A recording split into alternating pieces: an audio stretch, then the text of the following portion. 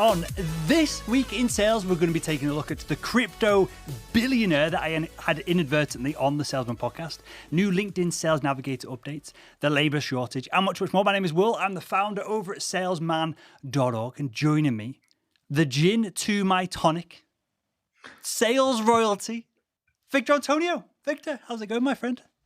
Will, what has happened? It's been a while, Will. How you doing, man? I am good. I am very good. I'm excited to chat with you. We just talked about some business stuff pre-recording, which is why it's been a while, because I've just had my head in the ground. Head in the sand? That's the opposite of what I've done. I've been doing the opposite of an ostrich. I've been running around like a headless chicken, for another bird metaphor there.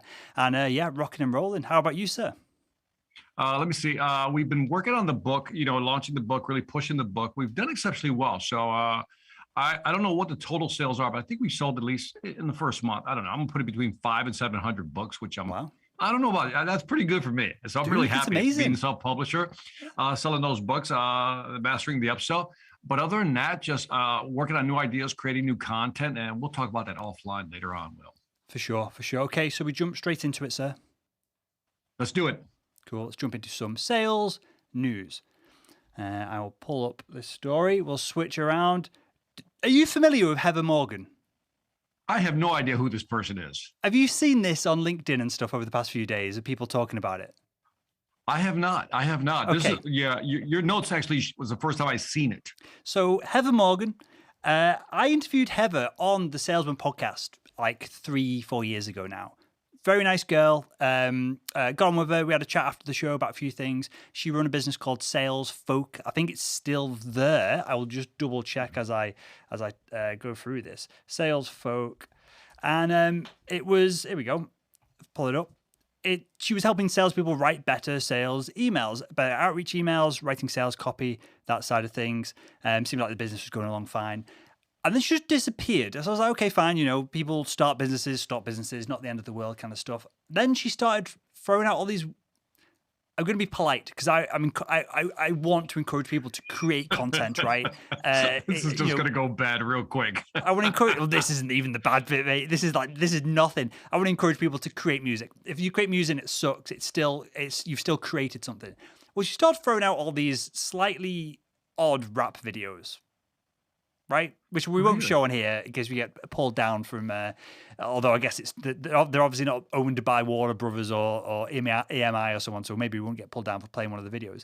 But these weird rap videos, so I was like, okay, fine, whatever. Maybe she's made a bunch of money somewhere and she's gone off and she's messing around with these music videos.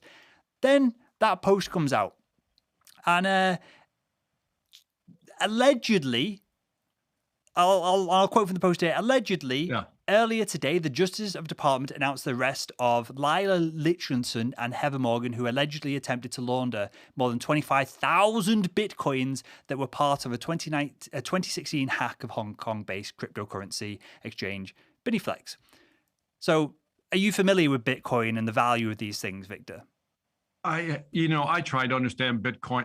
To this day, even after watching documentaries on Bitcoin, I don't understand crap about Bitcoins. Okay, I get the idea of, electronic ledgers and, verification. I get all that, but it's like, I still don't get it. So this amount of Bitcoin, Victor, that allegedly Heather and her partner are trying to launder is worth $3.6 billion. I believe it. I know that's 25,000 is a lot of Bitcoins. I don't know much, but I do know that's a lot of money. Yeah, it's a mind blower. How'd you go from start? Well, how the hell do you go from emails to help salespeople to rap videos to basically Department of Justice coming after you for Bitcoin theft? How did that? Dude, how does that happen in the world of selling? Absolutely insane. And so the reason I wanted to put it is it's just a hilarious story. The way that you think that you, after meeting someone or interviewing someone, you think you got a bit of bond or rapport, and you think that you might know the individual, but clearly did you have any idea when you were interviewing her? Like, did she just kind of think back about the interview? Was there any hint of I want to be in a rap music video, which I'm dying to see now? But after this, I'm going to go check out the videos. But any hint now that you reflect on that call No, dude, absolutely insane. A bunch. So I won't name people. There'll be people watching this now, streaming on LinkedIn and YouTube, who have emailed me about it. I won't call people out, but there was a lot of mainstream media news coverage of this because it's like, I think it's the biggest cryptocurrency hack scandal in the short history of Bitcoin and cryptocurrency. And so I know one fella had mainstream media reaching out to him because she'd been on his podcast and they'd done webinars and stuff together to ask for quotes and that. And then he was feeling, well, maybe we should comment to mainstream media because we might get some attention and links in blog in articles and stuff. And then is the CEO of the company is like, no, we stay away from all this. It's just such like an upside down scenario that I wasn't even sure whether I should post about it on LinkedIn, which I did yesterday, and whether we should cover it on this topic. But people who listen to the Salesman podcast for long-term listeners may have heard the episode. And yeah, I just thought it was interesting how you can go from one thing and seemingly having good success in a small business, right, to quite another. It's insane. That's multi-talented, right? I mean, think about it. Sales, emails, well, she did get caught. Rap star, rap career to stealing Bitcoin. And you know what's even scary about this, if you think about it? Her and this, Lila Lichtenstein. I mean, are these like techno geniuses? I mean, are these like programmers, hackers? How did they get access to 25,000 Bitcoins? And how did they hack Hong Kong? I mean, how do you hack them? I don't understand. I think you got to be very good to hack them. So I'm like, how? So I got to assume that if Heather doesn't know programming, Lichtenstein is the mastermind behind all this. I don't think they did the hacking. I think they are being, and to be fair, they are accused of this. It's not gone to court yet. They are accused of doing the money laundering. So to take that Bitcoin, spread it around. I guess you go through different exchanges. You drop it off on one account, throw it into another until it becomes so scrambled that then you can pull it out and put it in your own bank account and start spending it. So are they geniuses? Well, they got caught. So maybe they got caught. Maybe That's smart. By the way, I guess that's where the rap money went to. You know, you put all this money into. That's what drug dealers do, don't they? Remember, they put all this money into like rap videos and stuff. You can launder all kinds of money. So, interesting. And she was on your podcast. Yep. This is bunch how of close you podcasts. work to criminals. You're insane. almost a criminal affiliated podcast now. Would that be safe to say? I've had a fella from the Chicago Mafia on the show. Or an ex-member of the Chicago Mafia. That was a good episode. I find the world of I've not got the I don't know, describe. I'm too risk averse to be involved in anything like that. Right? I'd rather just earn less, work harder, and then not have the tiniest risk of, especially in the US, the federal government not even knocking. I was going to say knocking. Booting down my door and grabbing me and throwing me on the face and cuffing me, right? I've not got the cojones for that, Victor. I don't have the cojones either. By the way, my life of crime was cut short early on. Quick description. Me and my friend Angel went to a store. He decided he wanted to steal a basketball hoop, like the net. Mm-hmm. So, because we had rims that didn't have nets, right? So he shoved it down his pants, right? And as we were walking out the door, man, the security guard just stopped us both and took us in the back room, made us strip down, and I didn't have anything. Angel had the thing. He let me go. And I remember I walk all the way back home. It was like, I don't know, it was a long walk back home. And I remember I had to go tell his mother, your son's got caught stealing something. And I'm like, okay, that was it. That was the closest I got to a life of crime. I said, I don't want any part of that. So totally risk averse on this side. As you say that, I'm trying to think, have I ever stolen anything? Now, there may have been a point in time where films and stuff that were acquired not via buying a DVD were found on equipment that may or may not have been mine. But other than that, I've never stolen, and that is still stealing. It's piracy, right? But I've never stolen anything. I think I have. I just can't remember instances of it. I do remember. This is how old I am, because you're going to comment on it anyway. Might as well bring it up and block your objection on the age thing. I remember when you used to take in bottles for a nickel. You collect bottles for a nickel, and you take. So you don't even remember that shit. No. Sorry. So I would collect. You go around collecting bottles. Because people just threw stuff away. And I remember we would take it over to the store. Lady's, it was called Carol. That was the lady's name. And so we would take over bottles. She was giving us a nickel for each of the bottles, right? But she would always store it in the back right, in the back of the store. Well, the back of the store had a door near the alley. So what we would do sometimes is give her a bunch of bottles, right? We'd buy some candy with it, and then we wait about another hour or so, and then we go all the way to the back and then steal some bottles and then come all the way around again. And it just, so, I misguided youth. I was very young. I was like, 10, 12, maybe something like that. So it was young. Did you hear the cognitive dissonance in your own story then of we would buy some candy with it? You weren't buying candy. You were just facilitating stealing candy via redelivering bottles. Would that be considered like a Ponzi scheme in today's modern vernacular? In business, if you're taking, I wonder what that would be called. It'd be interesting to find out. All right, let's move on from my life of crime. Okay, let's go to the next one. This is, as I pull it up. So this is one of my bugbears with the internet, Victor, not necessarily this post itself. Why do I have to click off here? And then I've already been through this and got rid of all the cookie pop-ups. And there's another pop-up. If I go to leave in a second, there'll be something else. Legislation and there we go. There's another pop-up. All this nonsense is ruining the internet. But that to one side. I agree with you. And by the way, I had that exact same thought this morning when we were, researching for some of the topics. Yep. I would have to click off like 3 to 4 different pop-offs just to actually look at anything. Yep. And I'm like, okay, this is ridiculous. And then the privacy one at the bottom. Yep. Do you want this? Something at the top? Dismiss that. It's like it's irritating. It's insane.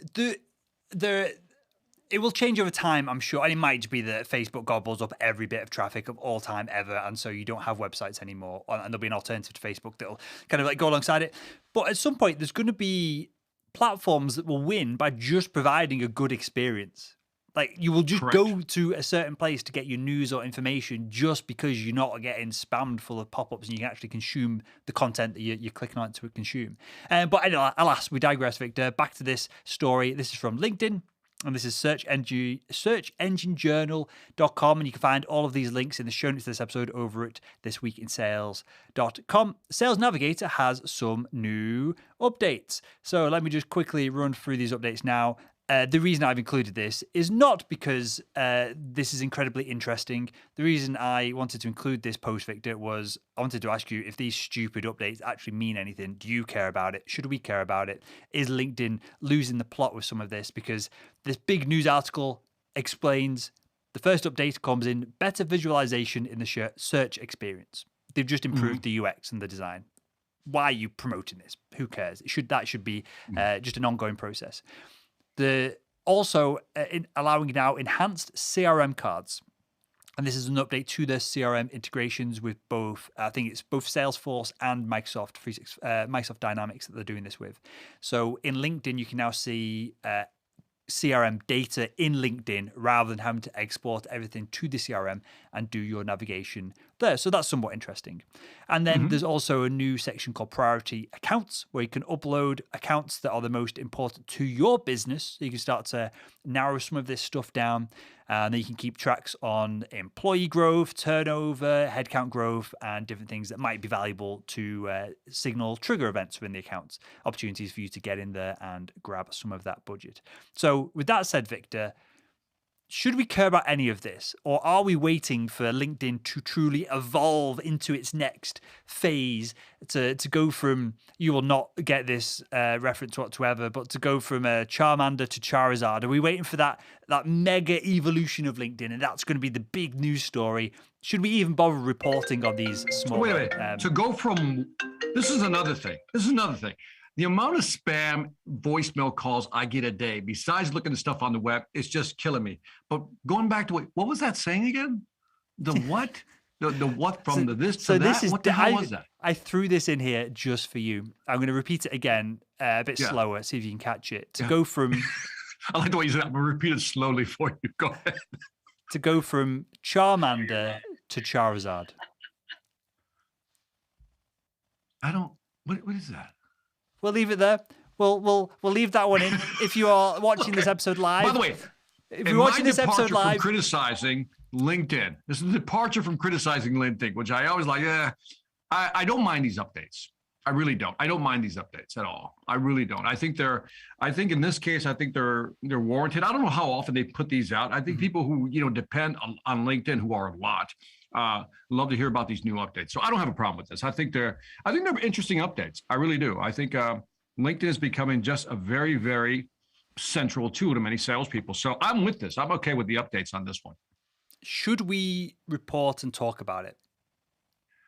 I think so. I think there's people out there. I think we have to kind of be a little more open to, we know what we like to talk about, but this is something that, somebody who's really embedded in LinkedIn, companies who are using LinkedIn will want to know about stuff like this, that maybe they don't read it or see it. So I don't know how often this is published. Like if they're giving me updates every day that I'm getting sick of it, I won't want to see this. But if it's every 3 months, sure. Hey, look, keep in mind that they're charging people license money for their software platform. So they have to keep coming out with these little press releases just to let people know, hey, we're making it better. So I'm all good with this, actually.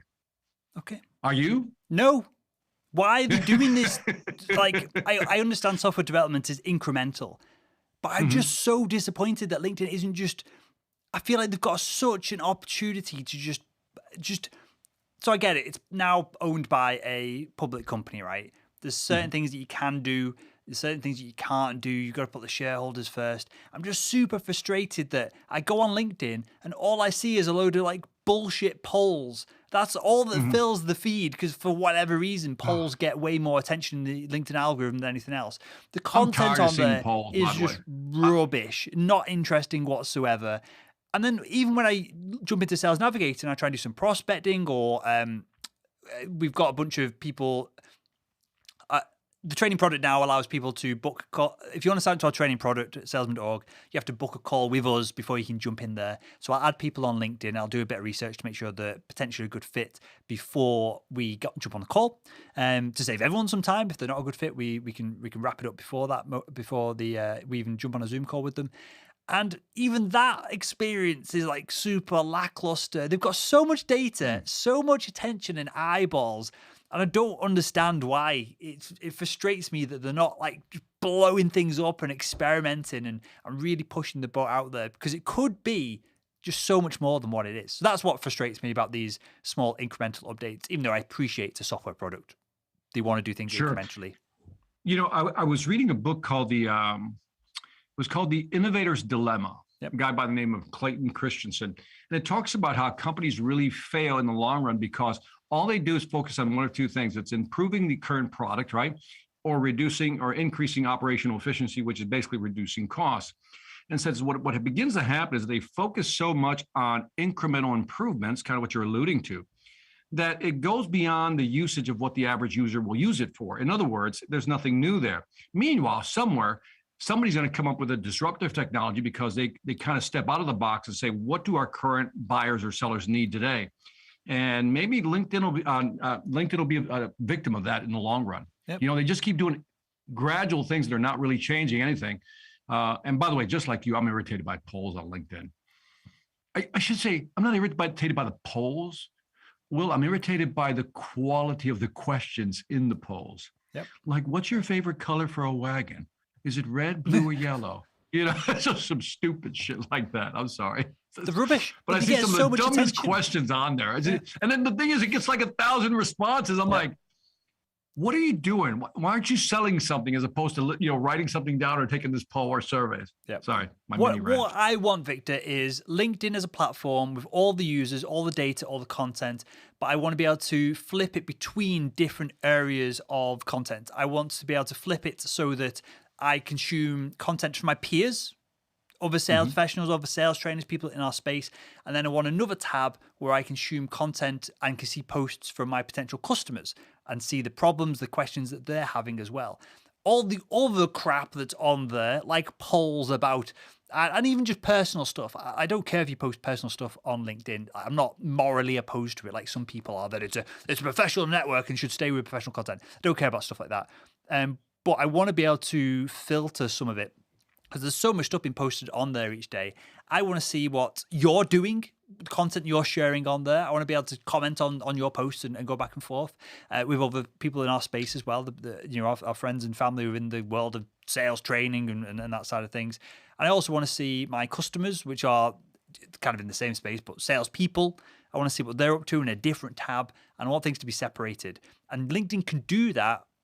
And I don't understand why they don't. And I think from a seller's perspective, and maybe we're biased because we're always talking about sales. Maybe if you're a marketer, you jump onto LinkedIn for a different reason. But if you're a salesperson, I want to be able to do the same as well. If I sell to chief finance officers, I want to see a column of what's going on in the world of CFOs. I want to consume that content 5-10 minutes every morning. Then I can have more intelligent conversations with my prospects throughout the day. I agree. I think what we're saying is the same thing, is that maybe the age of the feed is dead. Do you know what I mean? That scrolling feed? Because there's several problems with that. One is that, as you say, you can't segment out the content you want to see. You got to scroll through stuff. By the way, I'm the guy that also has a personal issue with people posting personal stuff. Like, I've struggled all my life and I finally graduated from Harvard Law School.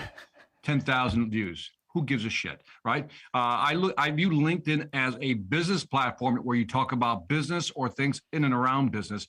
I don't care if you rescued a puppy. You know what I mean? While you were going to school, you fed the puppy, actually adopted a couple of mice, and you know what? The cat and the mice got along. They didn't eat each other, type of thing. I see stuff like that. I just go nuts. But what you're saying is, how do we segment the content? Maybe this is where they're getting lazy. Maybe this is where the real update should be, is how do we format the page in such a way that we can access what we want very quickly. I don't know what that looks like. Maybe multiple tabs. I don't know.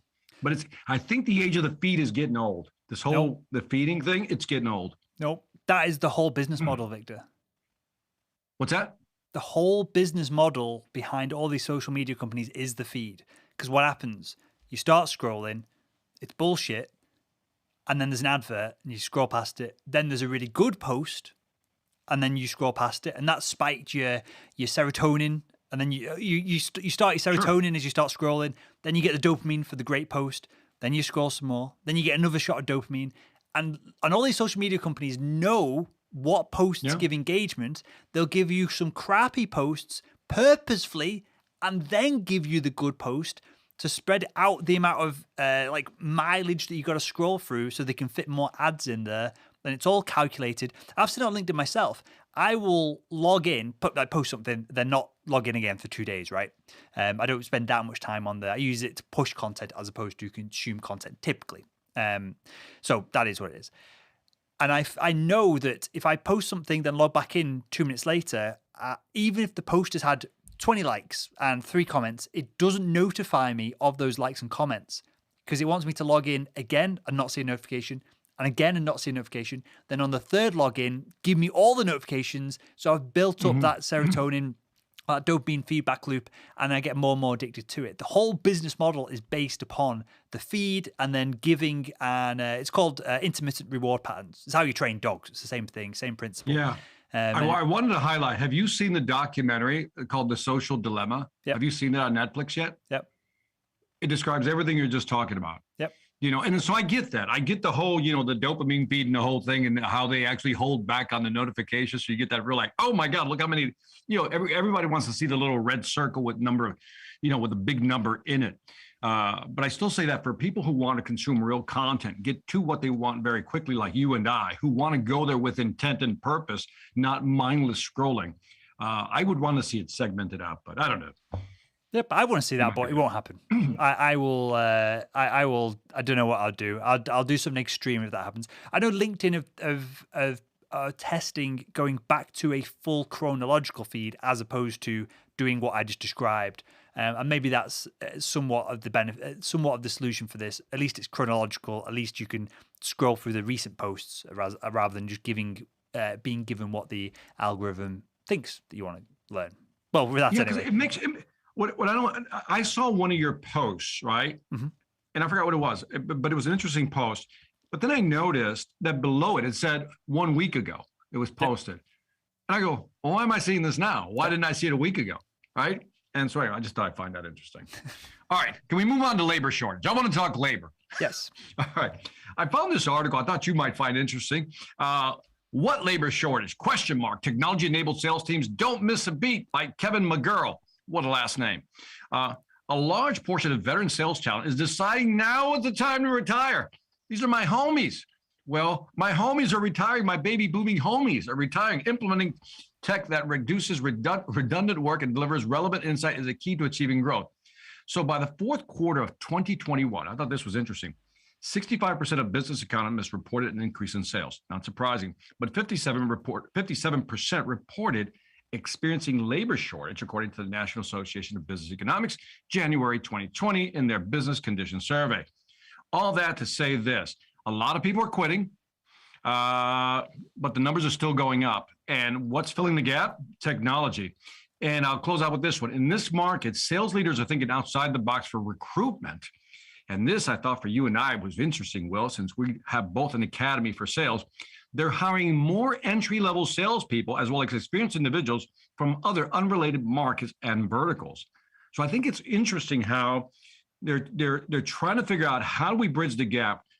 People are retiring. We knew this already, right? Well, how do we fast track onboard people quicker? And, I think this is just an interesting number that sales are going up. People are leaving. We got to fill the gap in with technology. And I'll just say young bodies. Your thoughts on this? That's very rude to young people who are coming up and trying to hustle, and you're just considering them like a meat sack that can do some calls. Yeah, I am. At this point, I am. You know why? Because they have no talent yet. Once they go through the training and they have some talent, they'll leave the meat sack category into like real deal category. Yeah, I'm being that blunt with them. I'm being honest with them, Will. But these are real human beings, These Victor. real human beings. They have real feelings. They have feelings and emotions, and my generation's scared of with bounded rejection. energy, with aspirations, with dreams of manna falling from the sky. I get it. And we're not just concerned about making money, Victor. The millennials and whoever comes after millennials, we're concerned about social issues and doing the right thing and all this like bullshit as well. Yeah, man. Like sales lives matter. Yes. Can't comment on that politically, but it's a weird topic because I'm not convinced that people are just. I've seen loads of these articles, like the Great Quit. And yeah, the great. I've never heard that one. I haven't heard that one yet. I've seen it talked about American industry. In the past few months, of people are just sick of being abused, like not physically abused, but being taken advantage. Or people are assuming that they are being taken advantage of. People are allegedly quitting jobs because they're getting paid too little, working too long. Well, that can't be true. Because otherwise, I don't know. In the UK, you have like the social curve for people if you can't get a job, the government look after you for a certain period of time. You can get housing and stuff, and I think on the grand scheme of things, that's a good thing. If someone's really down, you don't want them on the streets. You want people to be supported. And council houses and stuff in the UK. I don't know how things work in the US. It's probably dependent on different states and stuff. Very similar. Very similar. But if all these thousands of people are just quitting the jobs because they think the job's rubbish, they can't all just be going on social benefits, because we would be hearing about that. That would be the bigger news than people just quitting the jobs. So I'm not sure I believe this idea of the big quit. I'm not sure I believe that the boomers and stuff are retiring, of course. And the population is aging, so maybe there are physically less people coming up to replace what was happening with a previous few generations worth of job roles. But I keep hearing about labour shortages. I keep hearing about people quitting jobs, the big quit, all this kind of stuff. But I can't believe that it's true, because in 3 years from now, 18 months from now, the entire Western economy is just going to collapse if that is the case. Well, it's a blend of things. One is, I think the baby boomers are getting close to retiring anyway, right? Yeah. And I forgot what the number was, but it was like 8,500 a day. This is pre-pandemic, by the way. So they're retiring, right? But I pulled up this article because I remember reading something, and this is CNS News. We'll put the link in the notes, in the show notes. But listen to this. So CNS News, article by Susan Jones. This is November 2021. So let's say 3 months ago. 100,000, over 100 million people are not in the labor force for the 14th straight month.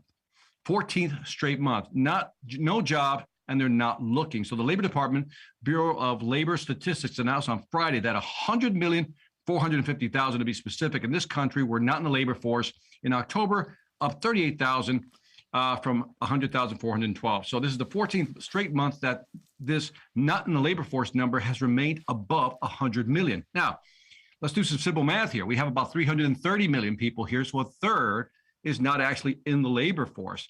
And the way that we do numbers here, Will, you probably, maybe it's similar over there, is that if you're not in the labor force for 3 months, I think it is, you're no longer counted as unemployed. You're underemployed. So there's two different numbers here, and people always get them confused. They think there's unemployed, then there's underemployed. What this is saying is the underemployment rate is about 100 million people, which is kind of scary. But so these are some real numbers of people not in the workforce. Is that of people of a certain working age? Because if you get over 65s and then under 15 to 18-year-olds, then that's probably a third of the population right there anyway. Yeah, I don't know how to parse the numbers out. I think total citizens of the U.S. is about, I think it's like 420 million. I think the labor force is like 330 million. I understand. Don't hold me to that. But even if you take some of that number away, that's a lot of people. That 100 million people. And so I think what do you call it? The great quit, the great resignation, as I always often hear. I mean, there's some realness to it. I just think it's really fascinating how people are choosing to leave for different reasons. I think it's just a mixed bag of why people are stepping out. I just think it's interesting how technology and now be more flexible in finding young people, even from different verticals, to come over and fill those holes is probably the way to go if you want to kind of get, the labor numbers up. Can we be real here for a second, Victor? Do it, man. We're always real. Well, what do you mean, can we be real? It's like an exception. It's like, we're always real. So yeah, okay, why don't you be realer? How's that? Could we be out of touch with some of this? Because I don't know anyone, and this is not by like conscious decision or anything like that. I don't hang out with anyone or have any friends who work minimum wage jobs. And you spend time with people who are similar to you and similar careers, and most of my friends now are entrepreneurs. And I didn't grow up with entrepreneurs. It's obviously something that changes over time and stuff. And so I can talk for myself, but I'll ask you the same question. Could it be that we're just slightly out of touch in that there are a lot of people quitting, there is a lot of crap going down, but because I don't hire those, I don't have anyone on our team who works minimum wage. Everyone gets paid more than that. And I don't have any friends in that space. And, my dad volunteers like a homeless shelter and stuff. So he might have some thoughts and views and opinions and see some of this. But I don't volunteer there. Could it be just that me and you are sat here just oblivious to some of this and reading it in news articles when it is happening and it's a huge problem, but unless you're on the ground floor, maybe you don't see some of it. Correct. In other words, you're clumping me in with you, and I refuse to accept that clumping. You're an elitist. I'm not. I have family members who are making minimum wage. I know people who do minimum wage, maybe a little bit above minimum wage, and they're struggling. Do you know what I mean?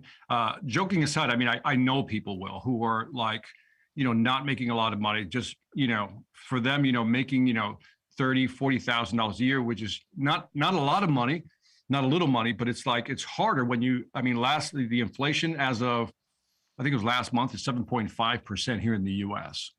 So everything is just skyrocketing in terms of pricing. So even one has to question now, because we've pumped so much money into the system. This is not a political statement. It's just a reality of what the financial system is doing. They've pumped so much money during the pandemic into the system. I think the number is like 40% of all the money circulating in the market right now is new money, right, over the last year. And so we're seeing price increases everywhere. So I think what's happening is that people are going, wait a minute, even if I made the, like McDonald's here, Wendy's, they're offering the minimum $15 minimum. That's what everybody was crying about, because it was $8.75. They said, well, we need to be at 15. Politicians fought against it. Now they're just saying, okay, we're going to give you 15 plus some bennies on the side. Starbucks actually pays for some of your college and some other things. And people are still going, I don't know if that's enough. I don't know if that's enough. Now, my question is, if they're not working, what are they doing? Right? Like, how many people can stay on the dole or exist on the dole? I don't know. It's a mess right now, I think, in general. It's a mess right now for folks who are looking to get back into work. And then I think people are evaluating, do I really want to go back to work for like, $15 an hour? That's $30,000 a year. I can probably get some government dole, and just live on that for a while. So I think it's a tough one, Will. But I think you got a mixed bag. You got people who are retiring. A lot of people are doing the whole check. I don't want to do this anymore. And then one more wrinkle, and not to go down the rabbit hole too far on this one, but keep in mind, a lot of these kids are staying at home, right? So people have to work from home. And so a lot of parents are probably going, I can't afford to work. because I got to take care of kids. So I think unless kids get back to school, schools start opening again, that's going to be an issue. Where are you at in Georgia now with all this? Because my man Boris Johnson, which we'll talk about later on in the show in Culture Corner, he announced yesterday that I think the end of this, I might be slightly off of this, but the end of this month, I think all laws regarding to COVID in the UK are just going to be dissolved. So there's not going to be any legal. You won't have to legally self-isolate or anything like that. That's all just going to disappear. We're just going to go back to normal. Where are you in the US with all this? I think the majority of states have either, eliminated any type of mandates, especially I think the only one they are keeping in place is maybe masks indoors somewhere, right? But where you see I'll say the extreme point of views are in the coastal states like New York and California. They're just not meant like severe lockdown, right? But the numbers don't bear it out. And again, this is not my opinion. It's just what the data is showing is that even on some of these states that have the harshest lockdown, their numbers are no different than those who are not as locked down. Like, for example, Florida compared to California and things of that nature. And you see the politics going back and forth on who's right, who's wrong. I'm from the school that, you look at Omicron now, it's not as dangerous or as deadly as the Delta variant, right? And so I think we're going to have to learn to live with this. And I don't know what the number here is in the US as far as how many people have been vaccinated, but I think we're above the 70% range. Sure. I don't know. Where are you guys at over there? 80 in the plus. UK? When last thing I saw about the US, it was around 50% vaccinated. Okay. We should look that up. I thought it was higher than that for some reason. Are we that much rebels? I know Canada's like 85 and they're having their issues. So I don't know. So we're not as bad here in Georgia where I am specifically. You can walk into the stores and they'll say mask required, or some say mask suggested. We suggest using a mask, and they have all the masks in the front. If you want to take one, it's like, it's up to you. And typically when I walk in the store, it's usually about 60-40 split. 60 do have still wear the mask, 40% don't. We're just kind of casual about it. I don't know. Is that similar over there? No, I think you still got to wear a mask inside for the moment in shops and stuff. I can just imagine you walking into the store. I wouldn't call it a store. I call it a shop. But walking into the store, Victor, taking a mask and then just putting it like on your forehead, so it's not doing anything. Then just walking around just to annoy people. I imagine that's the kind of shenanigans. I put it under my Victor chin actually. My wife's like put it up. So by the way, so as of the end of January, fully vaccinated was 63%. At least one dose was 75%. Sure, that's where we're at. But if you go for fully vaccinated, whatever that definition is, I don't know if it means with the booster or non-booster, but so the number's between 63 and 75, somewhere in there. Fair enough. Okay, well, let's move on from this. I don't think this is productive for the audience. I can't find, usually, Victor, there's a way for me to pull what we're talking about back into improving sales results. No. I think the point I want to make there is that, this pandemic is having an effect on people retiring and trying to find new bodies. In Culture Corner, I want to talk about this one right here, if we can just whoosh over to Culture Corner. And hold on. I've got a tale to tell you. You just whooshed over one of my articles that I wanted to share. Where? Oh, I missed that one. My bad. Sorry about that. We'll just be quick. I wanted to get your thoughts on this. I thought this would be interesting with your expertise in AI. If I can just pull it up. Cool. Where do salespeople fit in the digital world? This is from Harvard Business Review. You're going to find this article and everything else that we talk about in the show notes this episode over at thisweekinsales.com. Victor, the reason that I thought this was interesting, it's an interesting article. We can run through it or we can perhaps skim some of it. And it's talking about similar topics to what we've talked about on the show so far with regards to salespeople needed in some places and they're just going to be replaced by AI in the others. Well, I had a chap called Dr. Roland Rust on the podcast a couple of weeks ago. I think it aired last week, at the beginning of this week. He's the author of the book, The Feeling Economy, and he showed me on the show that AI, in his, he's an esteemed professor in this topic, right? AI is going to replace everything other than high emotional intelligence tasks within the next 5 years. And he was super pumped up and adamant that salespeople are going to be one of the few job careers that is going to be less hit by all this, because you need that human-to-human interaction. It's very difficult for AI to replicate some of this. We've talked about chatbots and things in the past. He reckons they're years and years away from being effective at having emotionally charged conversations, which typically any conversation about money has some kind of a emotional charge attached to it, rightly or wrongly, depending on people's feelings and beliefs about cash, right? But what are your thoughts on that? Do you agree with that kind of time frame with regards to AI just wiping out great areas of the job market?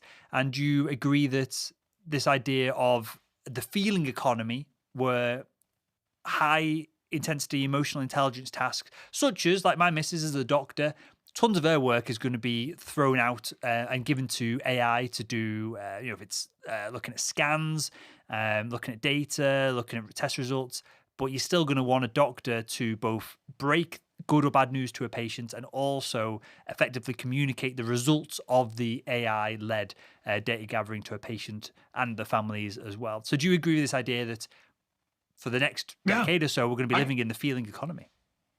I think, he's parsing it very nicely. AI will replace everything other than high EI, emotional intelligent work, right? I think it will replace all the rational intelligent work. How's that for taking the opposite view of that? Mm-hmm. And he's absolutely right. It will replace all that, as you say, looking at a CAT scan or whatever it may be. Yeah, the AI will take care of that. When you look at the legal business, we talk about this, right? The AI can actually go through all law, all whatever, all the different aspects of law and actually find what it needs to find to make its case. So all that's going to be true, Will. So I hate to use the word hybrid, but that's exactly what we're going to wind up having. Now, the point about sales still being essential, I agree with that. I mean, how do you have, if it's a transactional sale that you can do on Amazon, of course, salespeople, bye-bye, and retail, bye-bye, right?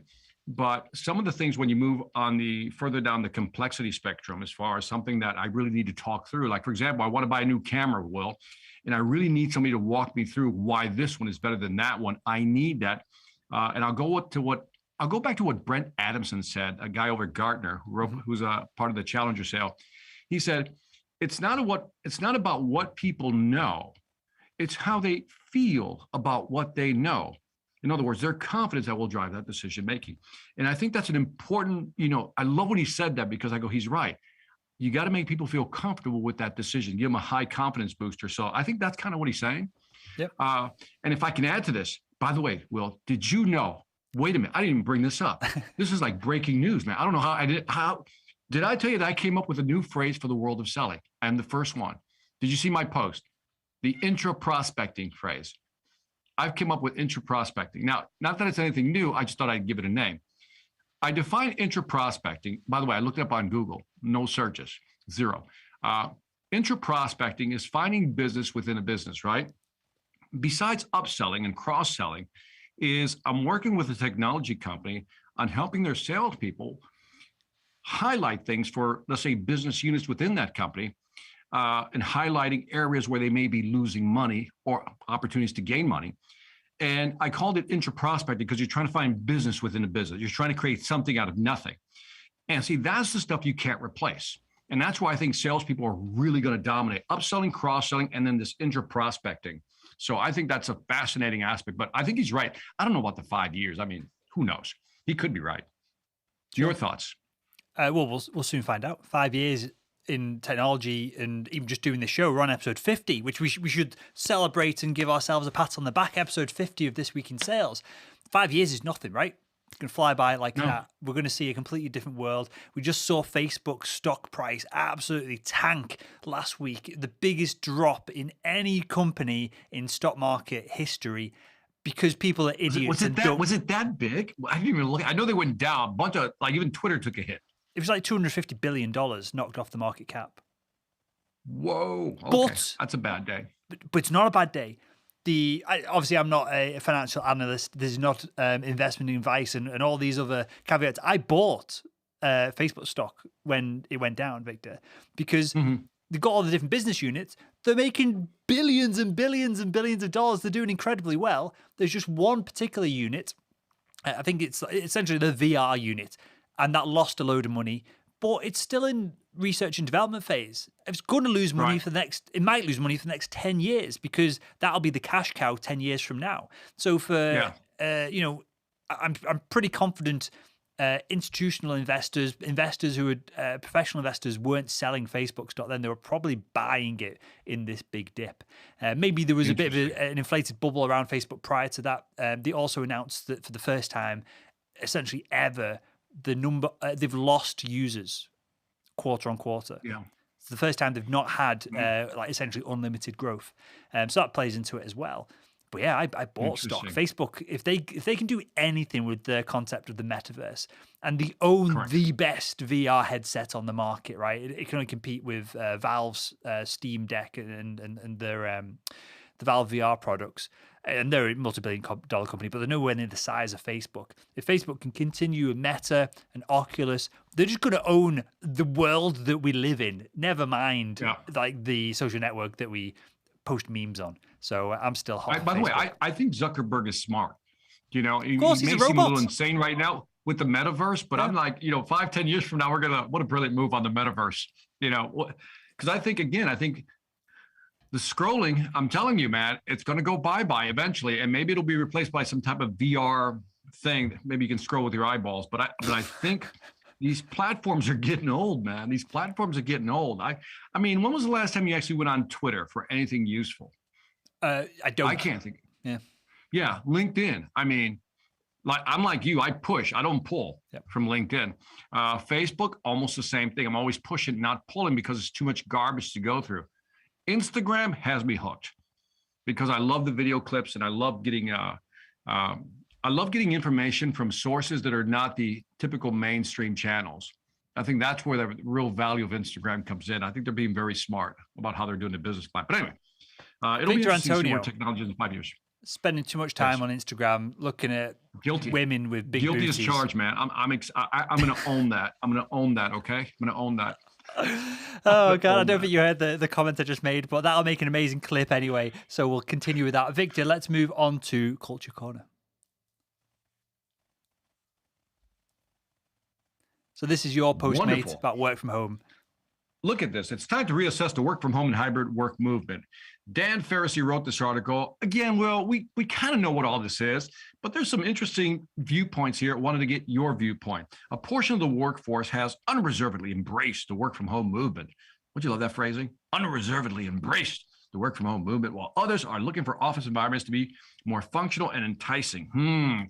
I can see the collision of two worlds coming. For many WFHs, I don't even like that phrase. WFH employees, commuting hours have now been rolled into working hours. That means many work from home employees are putting in another 10 hours. The mental and physical exertion combined with the relative isolation of home office is taking its toll on people. Thinking mentally well, because the time they said, I don't have to be in the car is being rolled up into, I got to work more hours from home. I thought that was interesting. Your thoughts on that so far? Do you see that a lot? Do you find yourself, well, you never had to go to an office, right? Not in the last few years, right? No. So this is my office where I am right now. So I purposefully have this place to get out of the house and away from puppies and me missus and commitments and the dishes not being done, and that frustrated me and wasting time on crap like that when I should be selling and closing deals and creating content, right? By the way, I want to be clear. Will said puppies, even though he pronounces it as poppies. So he's not a drug dealer. He's getting away from his dog, not the poppies. It's just the way you said it, Will. Just want to make sure. Just Walter, the ridiculous 1-year-old golden retriever. So I like to be able to get away. If I had to work if I lived in a small flat with my missus and my dog, and I was working all day from the kitchen counter, it would drive me nuts. I just wouldn't be able to focus. Would not be able to focus. Now, with that said, I also control this environment, right? I've got the studio space here. I've got a nice office there. Because this is the big, massive flat that I rent and use commercially when maybe we shouldn't. What would be the kind of the third bedroom over there, it's set up as a gym, so I can come here, work out, train, get all the jobs done that I need to do, and then go home having done my work for the day, including exercise and everything else. Now, if I had to go to the office and then go to the gym, and then I've got to come back in between and look after the dog and take him out for a walk at lunch or whatever, I've got to do this and this, then the environment that me talking about work from home wouldn't work either way. I'm lucky, and it's somewhat luck, and I've engineered this business so that I can do deals, be on the phone, and train salespeople in an environment that I want to do it in. But so I can understand the frustrations. If you're in a 2-bedroom flat, a studio flat, and maybe your partner, your husband, wife, girlfriend, whatever, is also working from home, and you both sat on the edge of the bed with your laptops, it must be an absolute nightmare. I can feel the frustration of that. Flip side of that, if you've got a big 5-bedroom house like what we've got at home, I could find a room to do it in, and I'd survive. And I'd rather do that than go to an office. So I don't know what question you asked me, Victor, but I've just given you 15 answers to another dozen different questions. It's interesting. But I like what you highlighted for people, that you separated the two spaces, right? Mm-hmm. Where you go to work and then at home. Like here, we have a big house, so it's all enclosed. So the studio's up here, my office is downstairs. So sometimes I feel like I'm never leaving. I think for you got that. There's a physical walking away from your home. I think that just kind of has a mental reset. What I've learned to do, Will, is I go to Starbucks every morning, right? I give them my money.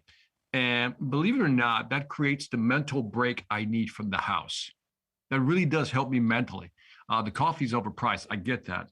But I think that when everything rolls in together, it's like you never leave the environment. And what this article is trying to address, the second part of it is that, first of all, they're feeling the fatigue of that mental blending or conflation of two things, which is home and work in one place. And what they're suggesting in the article, when you really get into it, is what do people want? And I think they're taking the right approach. They're starting to think about what is it that people want, and what they want is to be able to work from home, but also have a flexible work environment they can go to, like you have. You have, I think, the ideal situation, right? You're not too far from home. You can just walk over to the office, do your studio work, walk right back, go walk Walter, back and forth. And I think that's kind of what this article is saying, is that this hybrid living or hybrid working is going to be a new reality for us. Yep. Look, I would rather, so I have to drive to the office. It's like a 10-minute drive. You could probably walk it. If the snow was bad or something, I could walk it. It might take 40 minutes, maybe a bit longer. Get an electric bike, man. Next year, this summer, electric bike for Will. The roads are just too insane around here, mate. Absolutely mental. I don't trust driving past a cyclist and them not doing something stupid and damaging my car. Never mind me being the meat sack on the electric bike, dodging other people's cars.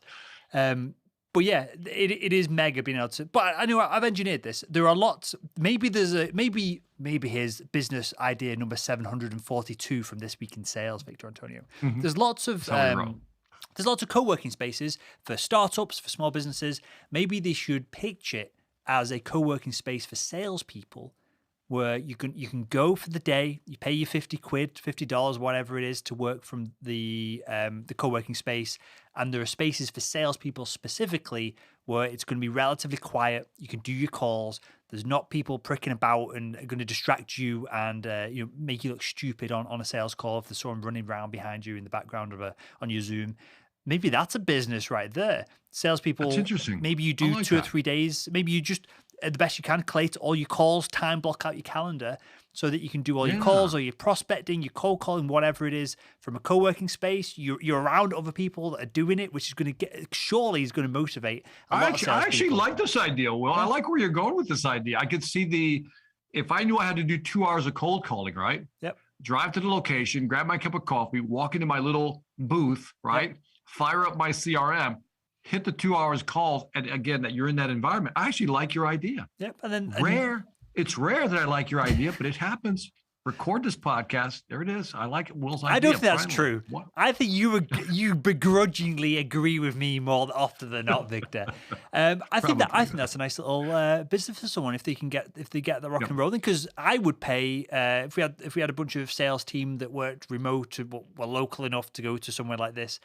I'd pay for that for them if it's going to be more. It makes sense, right? If it's going to be more productive, if it's going to make their time that I'm paying them for more productive anyway, I'd rather them do that than have another random sales stack and a bit of software added on top that's not adding any value after the first few times of using it. Yeah, it's almost like if you take a call center and you put some steroid into it, right? By that I mean it's not just you in a cubicle, very boring, but something that creates just a nice sales environment where you're seeing other people selling, you feel that energy because everybody's doing their thing, everybody's dialing, whatever it may be.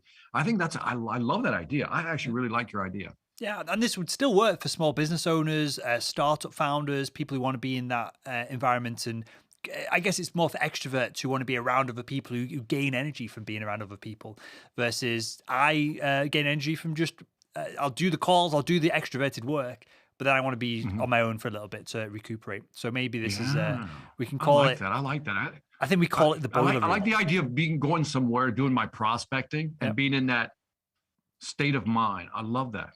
Have really nice lighting in there, so your Zoom calls look really smart, like really clean backgrounds for everyone.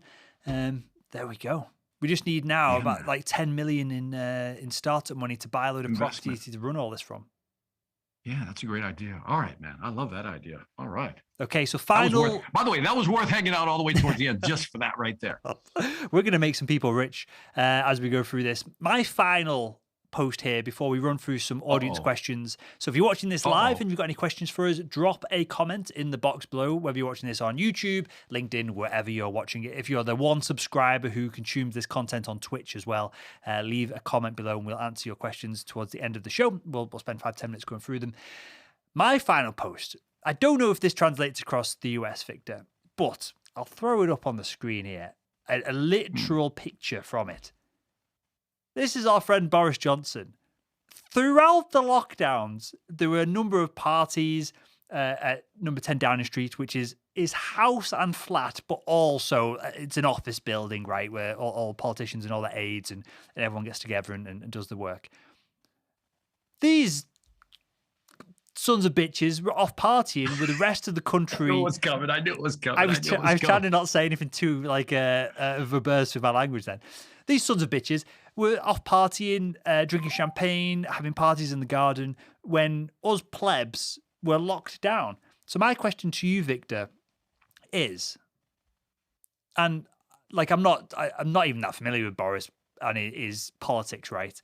But I like him as a person. I'd love to go for a pint with him. I think he'd be hilarious. I think he'd just so full of just nonsense that you'd have a really good chat with him. You could have some good debates. If Boris was on this show right now, he'd be debating us and probably running rings around both of us, right?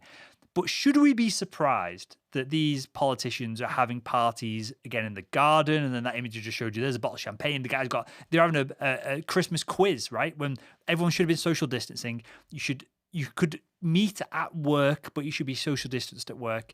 And also, you shouldn't be meeting just for drinks and glasses of wine in the garden, regardless, during these lockdowns. Should we be surprised that British politicians are doing this? And should we be angry for them breaking COVID laws? Or should we just be I feel like I'm just so drained from all these different events now that we should just get over it, get on with it, and just keep pushing forward as to the next shenanigans that's going to come out of the world of politics? I mean, should we be surprised? No, of course not. It happens here in the U.S. People throw parties. Politicians will throw parties, and even after they're kind of like wearing their masks. The phrase a lot of politicians like to use here is that mask is political theater. In other words, they only put them on when the cameras are on. And so, I mean, how many pictures have been published already in the U.S. of politicians, prominent politicians, who, on one hand, they're saying, hey, wear masks, social distance, all that stuff, and then turn around and have a party or, picture at a dinner table with a bunch of friends or, literally throw a full-blown 60th year party. There's a hint for those of you who get that one. And then later to discover these videos and pictures come out that there were no masks at the whole party. But yet they'll get back on camera, put their mask on and say, wear a mask. There's something criminal about that. There is something criminal about that. It's just the hypocrisy of the elites is probably a good title for a book. Victor, do you think that these individuals do this from a place of, I don't need to do this, but these plebs need to do this? Or if you actually spoke to them about it, and you'd never get an interview to talk about this kind of stuff on the record, right? But if you were in the pub with Boris and you were chatting to him, do you think it would be a case of, well, we're all working really hard, and someone brought in a few glasses of wine, and then people just gathered around, and it just happened, and the paparazzi took a picture, and to be clear, this happened like 12 times over the course of the year, so I'm kind of leaning into being a bit too lenient, perhaps. But do you think if you spoke to them as a real person, they are malicious about I'll do one thing, you're going to do another? Or do you think if you spoke to them on a human level, there'd be, oh, it just can't have happened, or we thought no one would find out, and everyone was tested and no one got COVID on the back of it, so we thought it'd be fine. Do you think do you think these kind of things from politicians are malicious, or do you think it's just a case of, oh, it'll be fine, no one will worry about it? Yeah, I don't know what it is, but if I go into a bar with Boris, Victor goes into a bar with Boris, right? It'll go something like this, I think. Look, mate, here's the deal. I'm in politics, right? I got all this power. I like to stay in power. Now, I got to tell people to be safe, because if something happens and they're not safe, then I'm going to get blamed for this. And I'm not going to be in political power anymore. So you know what I do? I'm going to tell people, let's play the safest hand here, which is, get vaccinated, wear your mask, social distance, do that. Do I really believe it? I kind of believe it, but maybe at times I don't. And at times I don't, that's when I'm in the bar here with you, Victor, drinking a beer without my mask. I don't know. I don't know what these guys are thinking, because on one hand, they say follow the science. And then when the science says go this way, and they don't agree with it, they go, well, I don't want to follow the science anymore. It's amazing to me. I'm telling you, I look forward to the 20-year documentary of this, 20 years later, looking back, where you get the real truth of what's going on. My favorite picture was, it's either the mayor or the governor of California took a picture with Magic Johnson, the basketball player, right? He wasn't wearing, him and there was a third person, they weren't wearing masks, right? So they get criticized. And the mayor or the governor, I think it was the mayor of California or Los Angeles, said, well, I was holding my breath when I took the picture. That was his way out. See, that's just stupid. The comedy of this stuff is just hilarious, man. It's hilarious. That is inexcusable, and that person is just thick, right?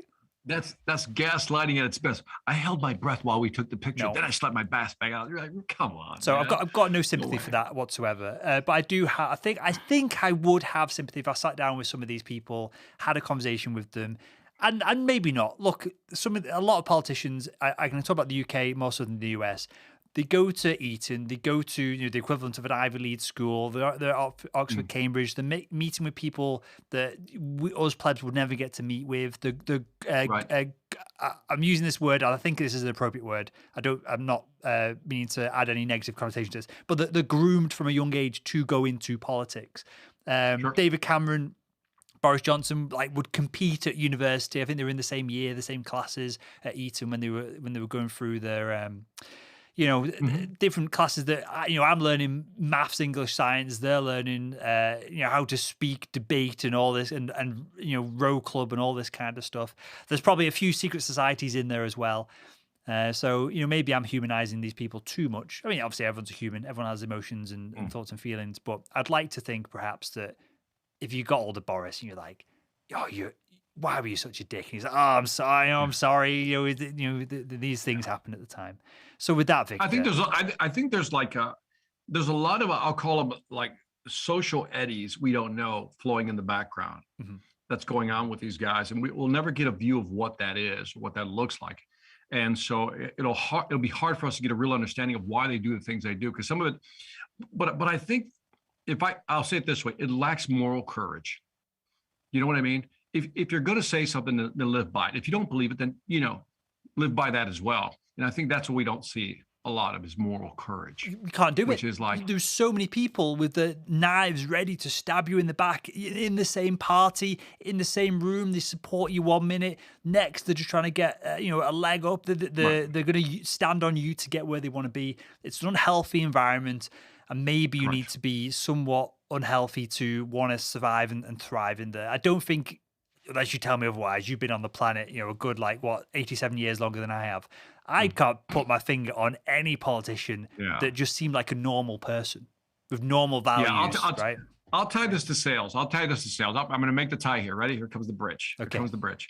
So when I was in engineering, I used to think salespeople didn't do anything, right? All they did was take people out to dinner and play golf, right? That was my view of them.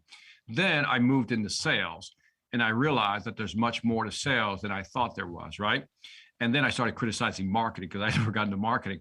And I think maybe it's like that sometimes, is that unless we're on that side of the fence or in that position, we don't really see all of it.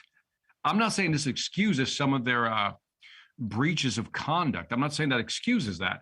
but I wonder what else is happening in the background that we don't see or understand. So I'll give them, I guess, a little bit of leeway. That's all I got.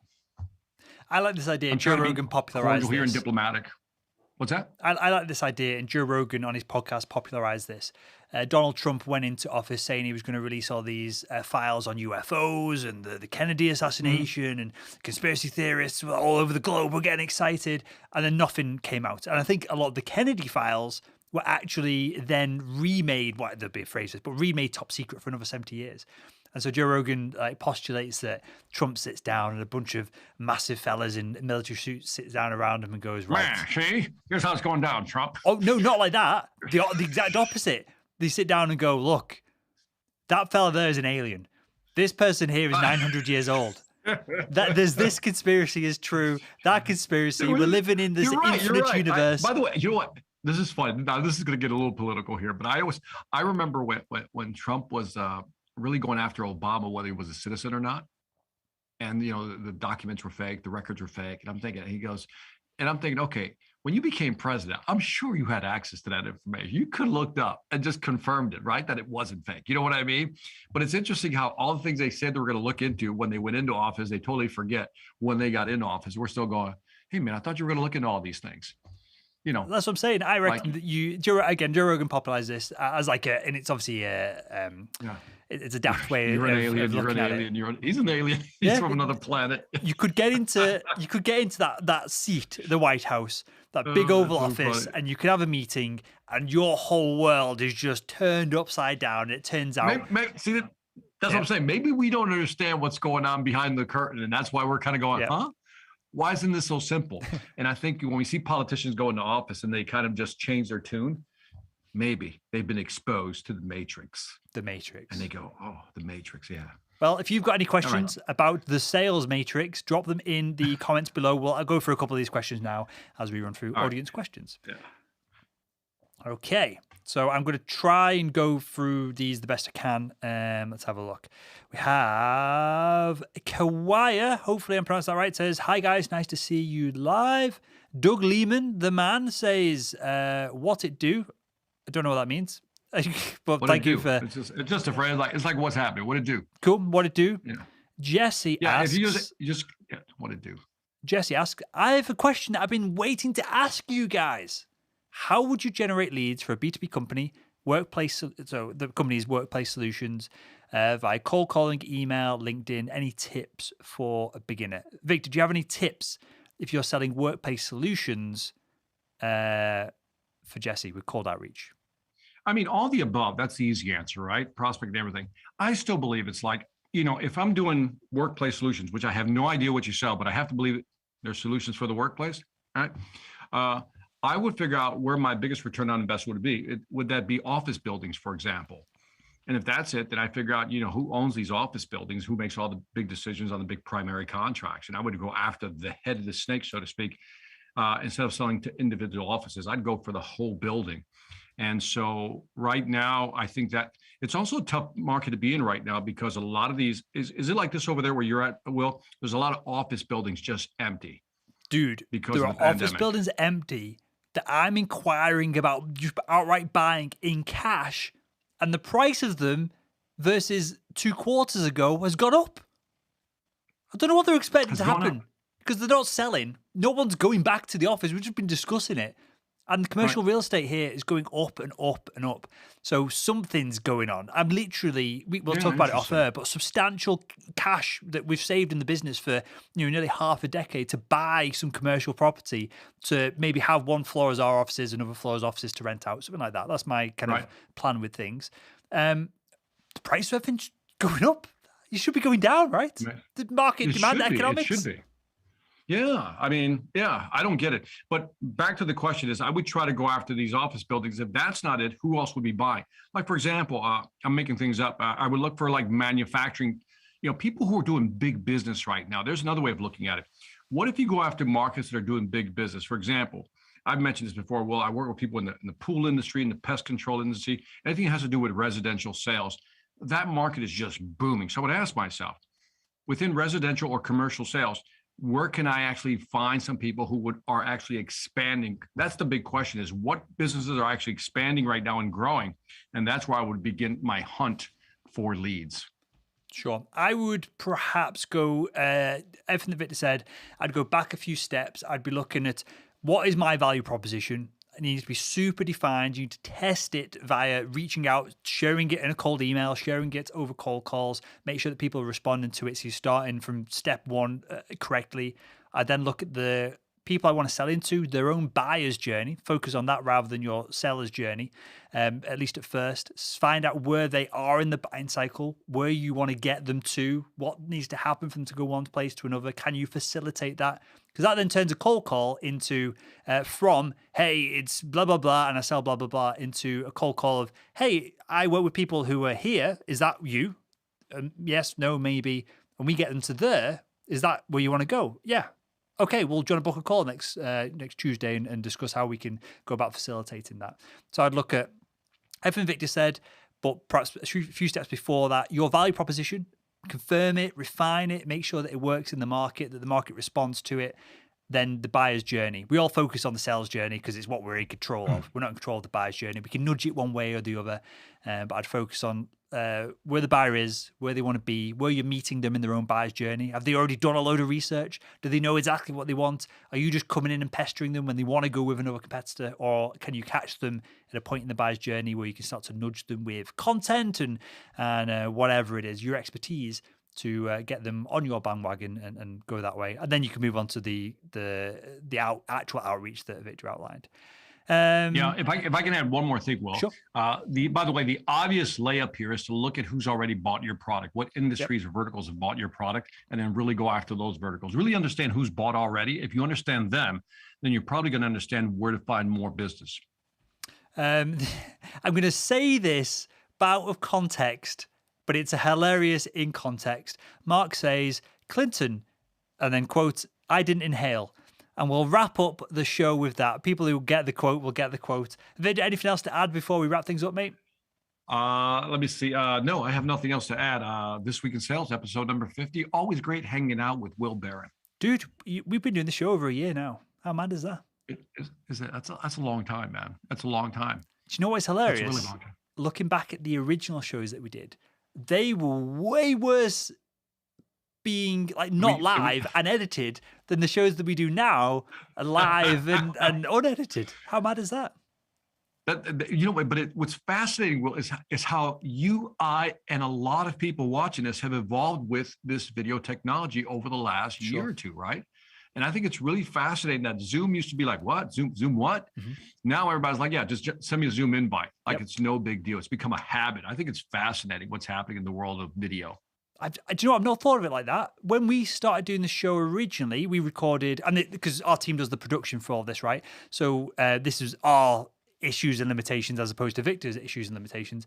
But we recorded over Skype, and then it was all condensed and compressed and sent over to an editor, Adam, our wonderful editor, and the team over at his company. Then it would get sent back, and it would go up. We recorded on Thursday, and sometimes it would go online, and I'd send it to you to show on your channel that on Monday, Tuesday. Right. And that's how, and now we record this over Zoom. Now you can see all the wonderful animations that, again, Adam's team put together for us. I'll link Adam's company in the show notes as well. If you enjoyed this content, the animations, that side of things, the production, you can go and speak to Adam and his team and his crew, and he might be able to help you as well. But yeah, all that kind of development, all of this wasn't available. This didn't exist to us, kind of, I guess, middle of the road content creators of, I say middle of the road, you got 200,000 subscribers. I'll take it back. Me, as in like a medium small content creator, you getting into medium to large size audience content creation. This wasn't available to us like 5 years ago. It certainly wasn't available when you first got on YouTube. So this is a prime time, a real opportunity for salespeople to create content, to create engaging experiences for the buyers, and that's probably where a lot of this is heading, right? I think so. Hey, did I ever tell you, Will, that my first video that I ever recorded for YouTube was me holding my laptop like this and recording myself writing on the board? That was it. Is it on YouTube still? Video. That's my first video on YouTube, I think. It was like me holding this thing, and then I bought one of those little what were they called? They looked like a little phone, but little video recorders like this small. and I would have to hold them once in a while just to record myself doing something on the board or just find a little stand. I had no microphone. It was just a mess. And to fast forward and see how we're doing it today, it's amazing. It's amazing. Dude, I found some pictures of when I was younger. I used to play drums in different like punk rock bands and pop punk bands, and I found some pictures of the one of the bands I was in, and it was only like local gigs kind of thing. There's a place called the Citadel. It might have closed now in St. Helens. I think maybe like 500-600 people, and we sold it out a few times. So it was we were rubbish, but it was a really good. All our mates were there, friends and family and stuff, and there'd be other bands supporting us, or we'd support other bands. One of the bands. Do you have pictures and videos? Do you have any pictures or videos? That's what I want to know right now. Yes. Do you have any pictures or videos of that? Pictures, but no videos. There's my mum dubbed over one of the. We want pictures. We want pictures. Next episode, we got to have pictures. Okay. So this is where I'm going with this. The picture that I found the other day on an old hard drive as I was clearing out some stuff, the camera that took the picture, you'd put floppy drives in the back of the camera. That was the storage medium. Wow. How insane is that? That is insane. I got a bunch of like a drawer full of cards, those SD cards, because I don't really use the SD cards anymore. And I got one that's like 100 megabytes. I'm like, can't fit anything on there now. It's just amazing. Technology is beautiful, man. An iPhone photo taken in an uncompressed format would be way bigger than 100 megabytes right now. Isn't that something? Isn't that something? It's amazing. Like I said, I think, and then people who are watching this, I mean, if you think about just the microphones we use, the switchers we use, the integrated platforms you use on that side to make all this stuff work live. I mean, you're right. It is fascinating and interesting. And in another 2 or 3 years, I mean, I don't know where this is going to be, but it's really interesting. I really love the world of video and where it's going. Yeah. The only place this can go now, because for not too much money, you can build, and it's what we've got here, essentially a commercial, what would you call it? Like video production company.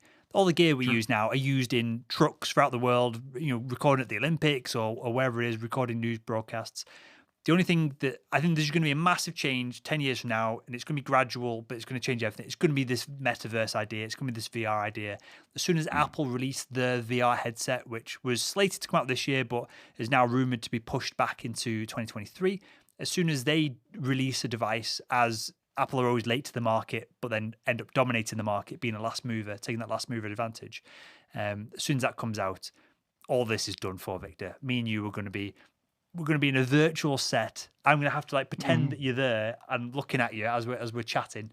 It's going to be super awkward, but the audience will be like, we'll be able to register people in different seats, and they'll be, if they get there on time, they'll have like the front row. Otherwise, they'll be right at the back of the auditorium watching us. Oh, it's going to be wild.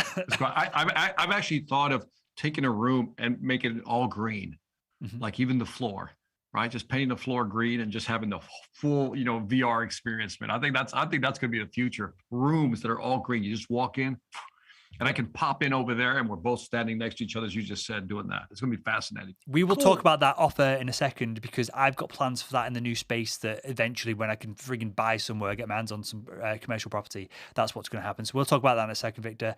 With that was Victor Antonio, Sales Royalty. My name is Will Barron, founder of salesman.org, and that was This Week in Sales.